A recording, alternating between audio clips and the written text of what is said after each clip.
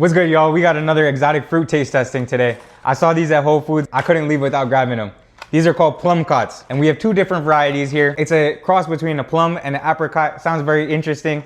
And we have a yellow one right here and a red one right here that looks more like a plum. This one looks a little bit more like an apricot, but they're both Plumcots.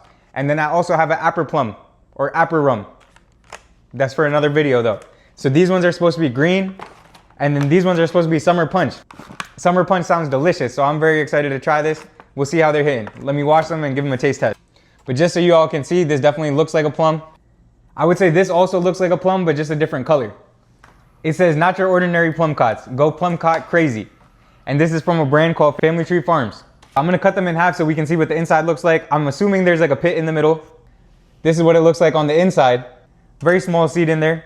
And then let's see the summer punch. This is the one I'm very excited for. I do think plums are a pretty good fruit. Apricots also pretty good. So I can see there's like a red juice coming out. Definitely gonna be a refreshing fruit.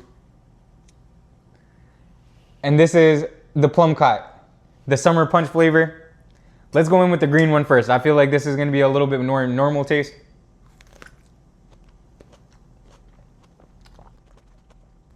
Definitely get that plum taste.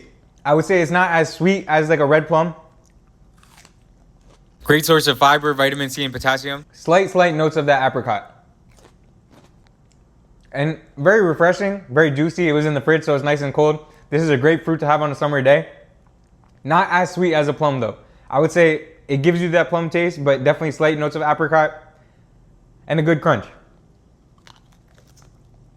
Luther Burbank, a California plant breeder, gets the credit for creating the Plumcot back in the late 1800s. This is what the seed looks like. You can see it's a very small seed inside. Now we have the summer punch flavor. I think this one is gonna be a little bit more sweet.